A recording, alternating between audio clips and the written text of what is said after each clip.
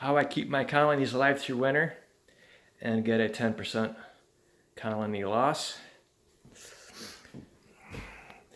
Some of my colonies have run out of honey because I've been stacking my hives, and I have my homemade hives, and some of them are heavier than others, and I sometimes assume they have honey without actually checking them, and sometimes I'm wrong. So I've lost 5 colonies from running out of honey. And then I have colonies that get small. They have honey, but they're too small to go from the brood to the honey, and they get chilled. And if you don't catch it the same day, the green represents colony that I saved, and red represents that I wasn't able to save the colony.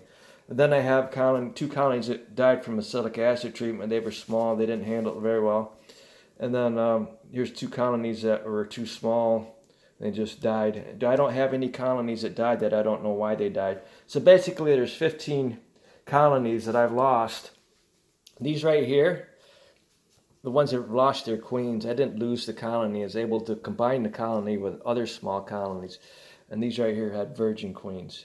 So I've only lost 15 colonies out of 150, and I'm working on trying to improve this by making sure that I know if they need honey or not. I want to have shelves and have all my colonies on shelves where I can get access to each one individually. And check the bees every day. If you check them every morning, if they're really loud and they're up here in the screen on the sugar, more than likely that they probably run out of honey. And if you don't check them every day and they're stacked, you have a bunch of bees stacked and you don't have time to check them, and all the bees are making noise in general, you don't know which one's making noise. So anyway, I've gone from 150 to currently 111. And every time I put a video on YouTube, there's a guy calls me. I don't listen to your messages. You have a southern accent. If you really want to get a hold of me, put a video on YouTube and put the title, "I'm Outperforming Peaceful Mind Bees." I will watch the video. If you live up north, I do in Michigan, and if you're surrounded by crop farmers, I have the worst environment for honeybees, okay? My wife does not have breasts because we've lived here 30 years. We inhale toxic chemicals during the summer when the farmers are out in the fields. My bees pick it up. They bring it into the hive. Yesterday, I checked a small colony. It was the smallest I had. I found the queen. She had tremors in her legs. So I got some workers and a cube of a little piece of sugar, and I put a little bit of honey on the sugar, and I put that queen with some workers up on top of the screen, and I waited overnight to see what happened the following day, and of course she's dead. So it's just the same as when your colonies die from toxic chemicals. They flip over on their back because their legs start shaking and they can't stand up. So it was a low dose of chemicals. My bees aren't dying from virosis, from varroa mites. I got rid of most of the varroa mites last fall and winter. Maybe 1% of varroa mites in my colonies. It's not causing a problem right now, but they will this year when it warms up and my colonies start growing. So let me pause this. I'm going to check this colony. Right now I'm currently checking for queens. I've checked those 3 there. And after I checked my small colonies, what I did was last week, it warmed up. I put all my colonies outside. They got cleansing flights. And when they get a chance to fly, bees don't want to die in the hive. They want to die outside the hive. So when they get a cleansing flight, a lot of your bees don't make it back in. So I checked my colonies after I brought them in. And sure enough, I have a lot of colonies that are a lot smaller than they were when I took them out. So I'm currently checking my smallest colonies to see if they have queens. If they have queens, then I know when I go through and check my large colonies, I get a bunch of bees up from several different colonies, and I'll gather them up after a couple hours of inspecting hives. I'll gather them up, put them in a container. My floor is cold. They get chilled. They stop moving. It's easy to gather them up. You have several different colonies of bees here, and you put maybe a cup in each one of these to keep them going. My goal is to keep them going until it warms up, and that's the issue. You never know when it's actually going to warm up. 2 years ago, it didn't warm up until May. If you Google how long do honeybees live during the winter, you can find something that'll say 5 months. You'll find something that says 6 months. My bees live 3 to 4 months through winter. So whenever the queen stopped laying in that colony, those bees only live 3 to 4 months. So if that queen stopped laying in November, they start dying at the end of January, okay? end of January through February, my colonies are getting very, very small because the workers are dying. And that explains why I'm losing queens too. They have the same issue. They're in the same hive. It's already a proven fact the honeybees pick up the toxic chemicals in the environment, and it's in the honey, it's in the pollen, it's in the wax. It's already proven. I live in an extremely toxic environment. So if you can outperform me, show me where you live, and then show me that your bees are doing better than I am, then I will actually take your advice. I will listen to you when you call. But other than that, I don't listen to anything you say on my phone. Send me a letter, but I want to see videos. I want to see actual proof that you can outperform me, okay? Keep calling me, that's fine. If you're just wasting your time because I don't listen to your messages, pause. And the other thing is, if you're trying to get me to stop making videos, it's not going to work. The more you irritate me, the more videos I'm going to put on. I'll do a video every day through the rest of my life if I have to. See how many dead bees I have in the bottom of this? I've already been in this hive probably twice already this winter. So right now I'm checking to see if the queen is still alive.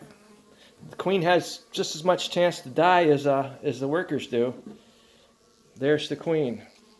It's a nice looking queen. Looks like she's trying, but they don't have enough. There's currently not enough bees in here to be successful with brood. So what I'm going to do is I'm going to close this up now, set this over there, then I'll do the next one. And I'm going to make sure all the bees that came out right now, I'm going to pick them up in this container here, and I'm going to put them back in this hive. Very simple thing I do. If there's anybody out there that does the same thing I do, winter hive inspections up north, okay? It's cold outside. It's in the 20s right now. I have bees flying around. You see all the bee poop on the wall throughout the winter? I've done almost 200 inspections in this room so far this winter. Not very difficult. The small colonies, it takes me 5 minutes to gather these bees up. And I always make sure, sometimes the queen will run around and you're throwing frames back together. You could end up killing that queen. So let me pause this. Okay, I got it back together. When I'm done with the video, I'll gather up the bees. You guys don't seem to understand. I keep saying this. I've been through this with my wife. They don't want you to be healthy. The rich people don't. They're making too much money. Well, let me pause. I'll show you something else if you haven't seen my videos. Forget about all the politics you see on TV, all the the debates and all the news about this politician doing this, politician doing that. It's all theater. This is how this country operates. The rich people, the 1%, the owners, they're owners.